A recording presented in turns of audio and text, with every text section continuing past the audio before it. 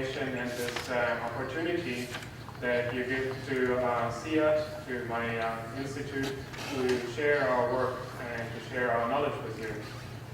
We always like our research to go out to industry, stakeholders, decision makers, so that our knowledge actually gets applied and has an impact and we change something. My name is Bunn, and I represent the International Center for Tropical Agriculture. We are based in Colombia, in Cali, and we are part of one of the 15 worldwide centers that have the mission to reduce hunger and poverty in smallholder agriculture.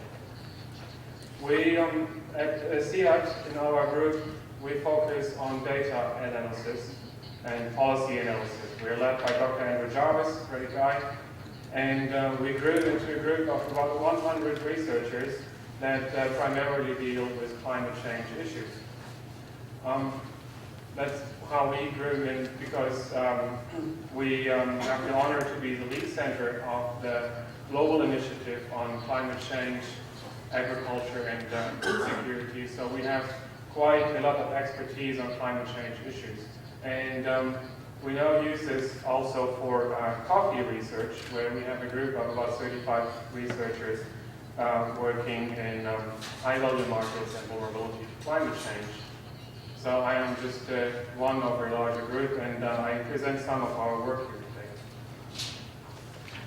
today.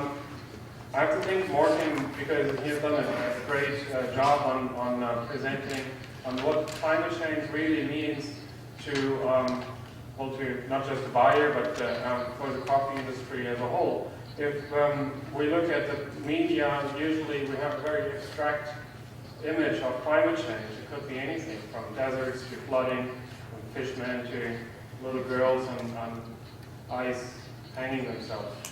So what Martin showed, this is what climate change looks like in coffee systems. Here we see an abandoned coffee shrub that's not harvested because the farmer gave up coffee farming because of increased pest pressures, irregular rainfalls, and so on. And this is why we as CIAT, as an organization, work with coffee and climate change. Because as our hunger and poverty reduction mission, we feel that it's a very pressing and important topic to work with coffee. And even though these regions are very rich in their nature and in the tropical regions, they depend highly on coffee, and when the harvest fails, it often becomes a hunger issue as well. So this is our motivation to work with coffee. I will look at climate change from a rather scientific point of view, meaning that I will challenge you a little bit when I talk about the time series analysis, and then I will challenge you less. I will not go into the details of modeling climate change. You're free to ask me about it. I will merely present the results of climate change impact modeling. Suppose also with a focus on Vietnam, because I thought that would be very interesting to you. I will start with a work that we recently started, because we get to a point where we can actually measure climate change, not just model it, but actually we are at a point where we can measure the effects of changes that are already happening. If you look at the normal distribution, and remember back in your first years in university or your senior years in high school, there's a normal distribution. It describes the likelihood of an event to occur relative to the mean. So if we have, in any location of the world, we have a certain mean temperature, then relative to it, we know what would be a normal year, and what is a warm year, and what is a cold year. So if in Seoul you have a summer mean temperature of about, 22 degrees, I think it's actually very hot here, but then you can still say, okay, what is a normal year? If it's 23, 24 degrees average temperature in that year, it is still normal. Or if it's colder, then it could still be described as normal. This is within the -1 sigma and +1 sigma range. If you look at this, 2 or 3 years should be within this range. Then we have the warm and cold years, where we have some exceptional events. But overall, 21 and 22 years will be within -2 and +2 sigma or within this range. 21 and 22 years should be in this range if we talk about a normal climate.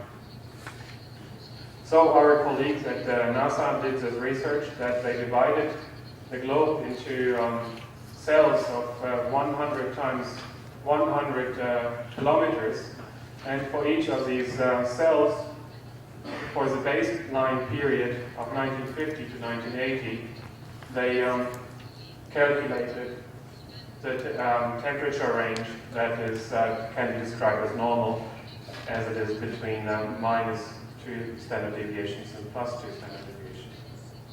Now, if they express the following, the summer mean temperatures of the following years, relative to the temperatures experienced in the baseline period, you can show that there is a rightward shift, meaning that in the last decade we did see an increase of unusually hot summers.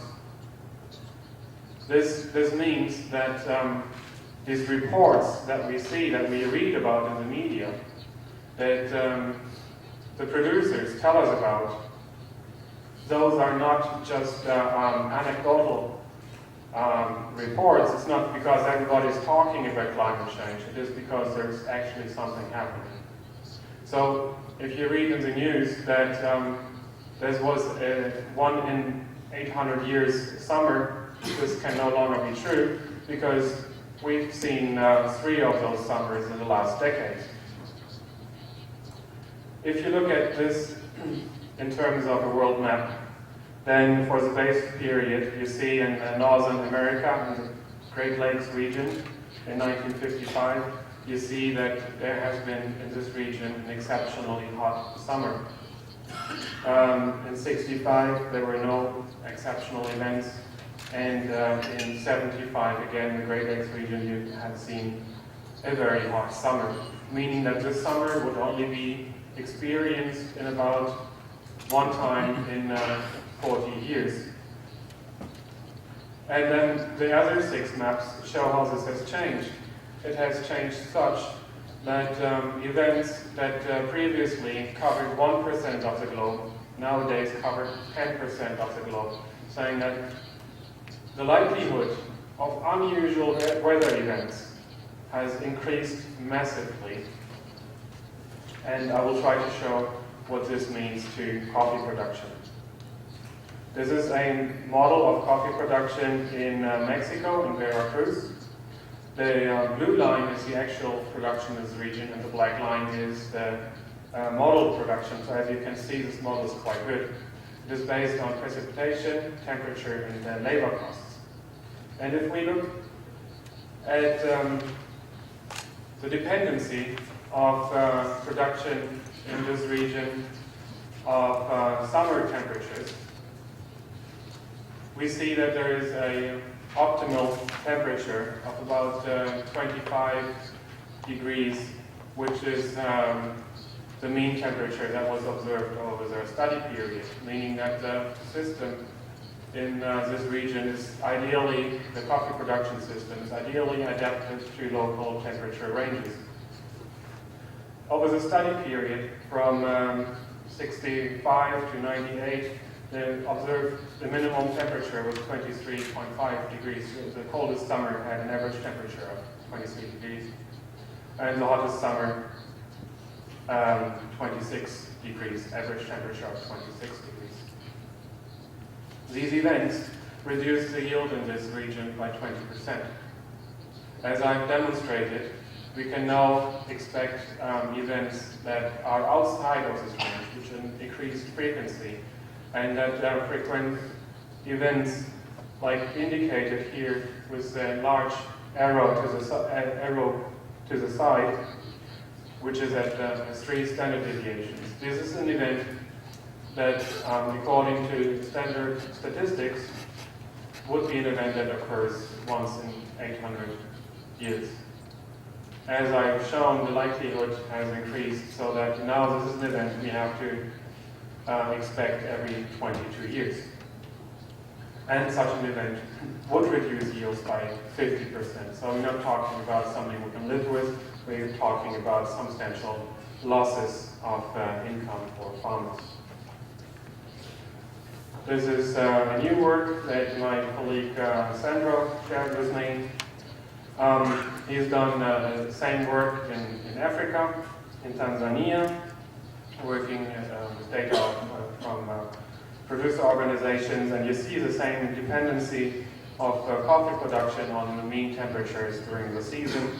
And you can see that in his time series, again, we see with low minimum temperatures during the season, we see good yields up to 500 kilograms per hectare, and at the range of 2 standard deviations above the mean temperature during the season, you see that the likelihood that the yields are reduced compared to ideal yields is very high.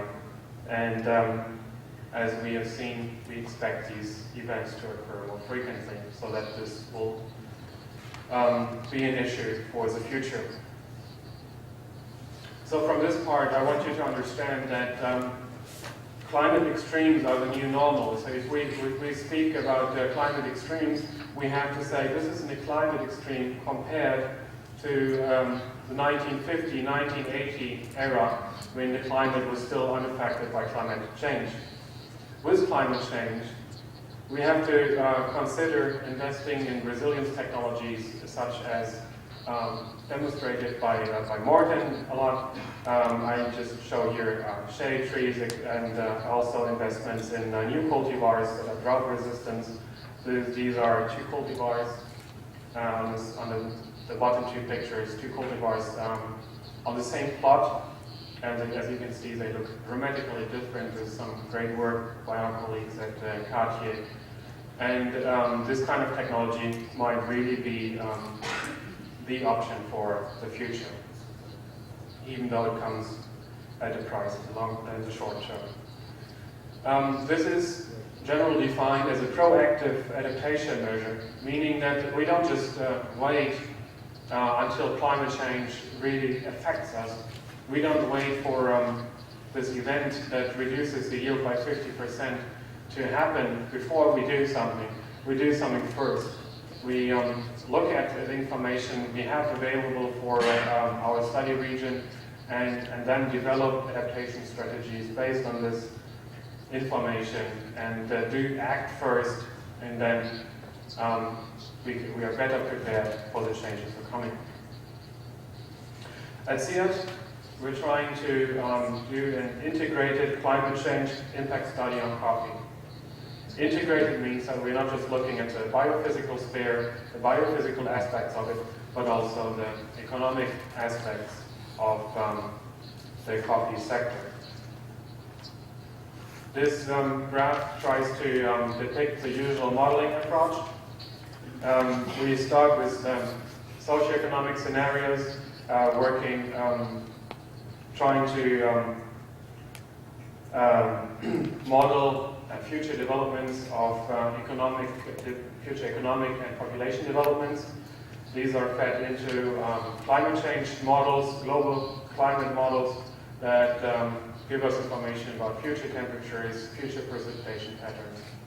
We then downscale these patterns from a 200 times 200 kilometer grid to a 2.5 times 2.5 kilometer grid, and then we develop our crop model and show these climate impact maps for coffee that I will show in a second.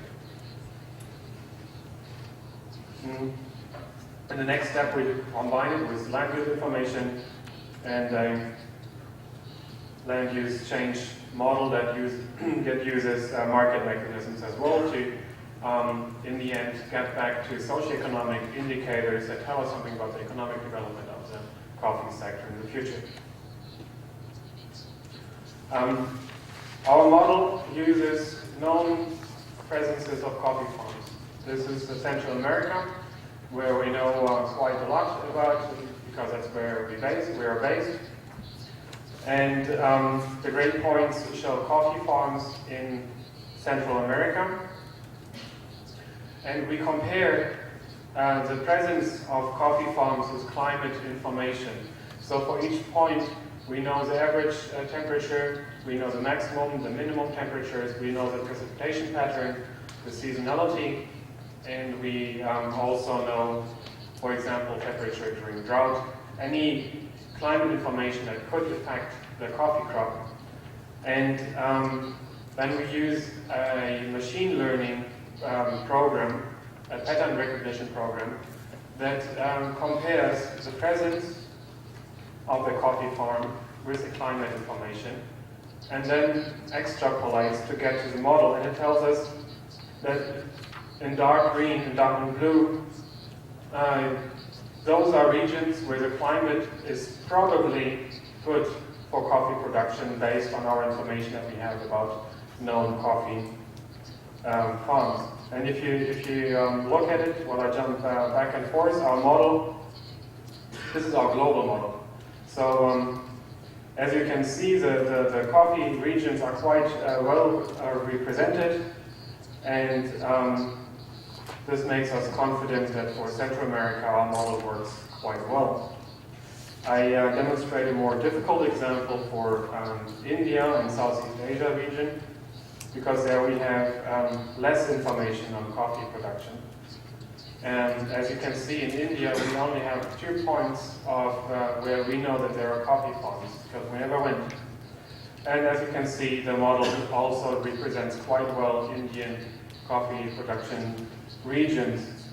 However, there is a little bit of a problem in northern Laos and southern China, where our model does not reflect well production. However, this is our global model, and the point of the global model is not so much to look at a detailed distribution of coffee production.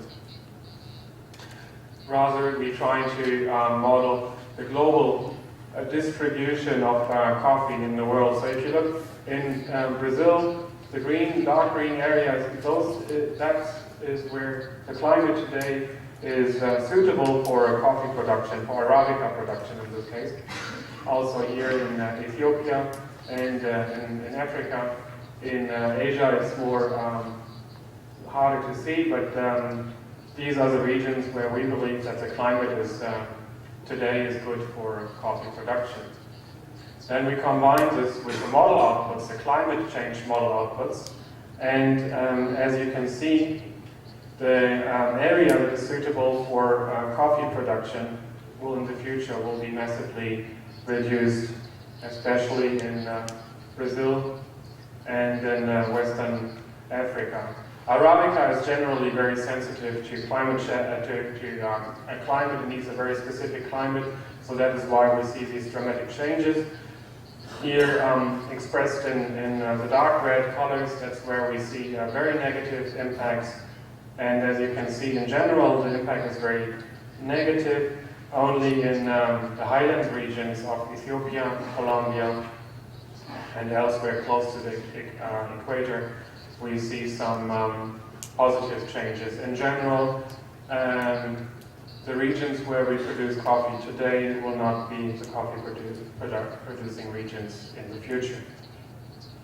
We do the same thing, the same exercise for Robusta coffee production. Again, in our model, Brazil is large areas available for Robusta production, also here Western Africa, and also as we trained our model on Robusta presences in Vietnam, it says that in Vietnam the climate is perfect for Robusta production. Again, we combine this with climate information for 2030 and 2050, and the pattern is similar. the impact is generally negative. Robusta areas will remain in southern Brazil, in some in Western Africa, and above all here in Asia. I will take a closer look to Vietnam in a second. As you can see, green areas remain there. This is the impact map. Especially, we believe that the Rondônia region in Brazil might lose a lot of suitability for coffee production. And again, Robusta sort of follows the Arabica pattern, where it previously was too cold for Robusta production, and it now gets too hot for Arabica production, and Robusta might potentially follow this pattern. So from this part, understand it's not a perfect model, but in general we can say that Arabica is lost at low altitudes, and those countries that have area available at high altitudes, those might well be the winners for Arabica production, and those will be the future Arabica production regions. Robusta will follow Arabica production with a several decades delay, and it will become relatively more widespread. We conducted one regional study for Robusta in Vietnam, and as you can see, the global model sometimes has gaps on certain regions, so it's usually better to conduct a regionally specific study. So here is our Vietnam Robusta study. In the center you can see the Dak Lak region. I've never been there, so, but this is where the climate is perfect for Robusta production today. This is where I believe 50% of the Robusta production of Vietnam comes from. And in the future, we believe that Dak Lak will not be the main producing area for Robusta in Vietnam anymore. That this will move up the mountain ranges a little bit to the south and north.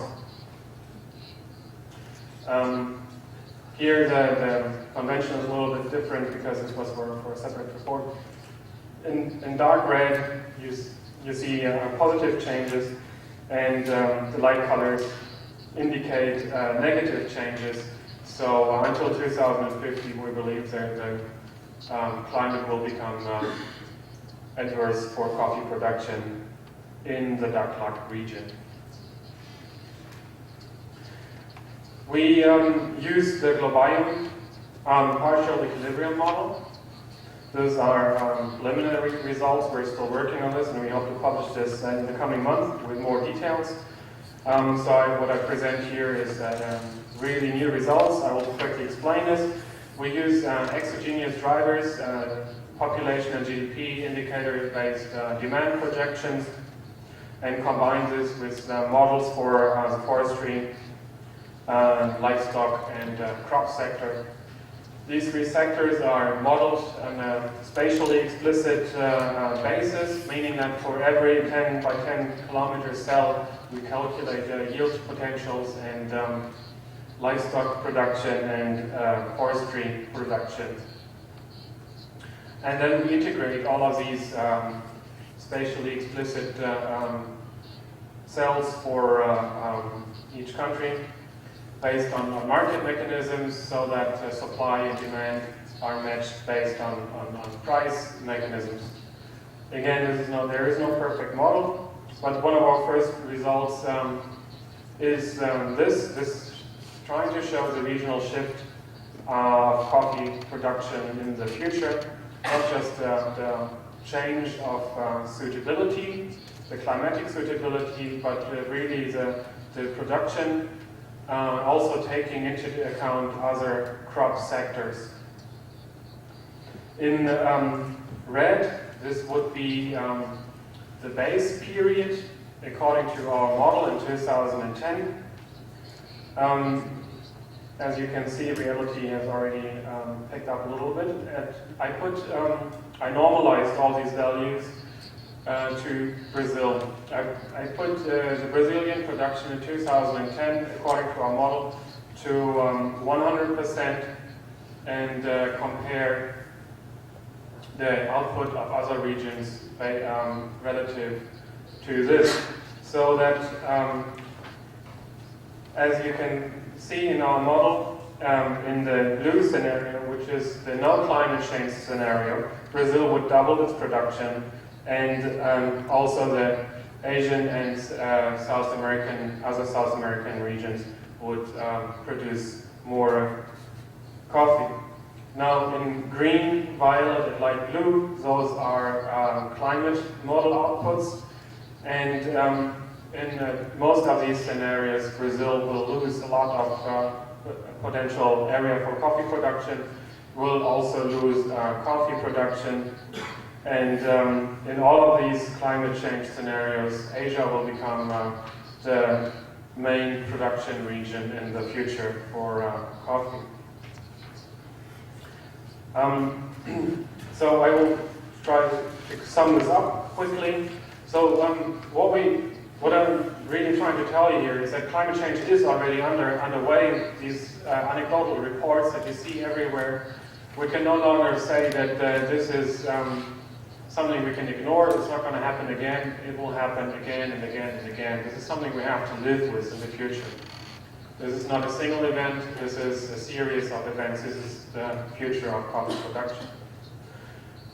This will affect production patterns in the future, meaning that regional supplies will shift away from known origins. Brazil will not be the main producer in the future anymore if our models are somehow correct. And we believe that even though Asia will experience some impacts, it maybe has the potential to become the most important coffee region. However, Asia has a lot of water problems, and we yet have to take these into account. So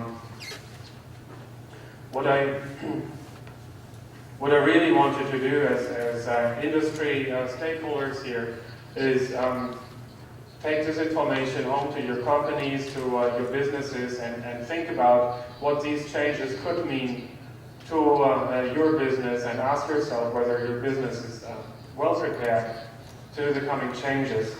And I encourage you to keep informed, keep yourself informed on this issue. Only those who know what is going to happen will be able to live with these changes and adjust their businesses so that you will be somebody who can maybe even reap some of the benefits and not suffer from climate change. We are a public center, meaning that we're dependent on external funding, but it also means that we make all our information publicly available on our blog. So feel free to look us up in the internet and read about more details on our work. Thank you very much.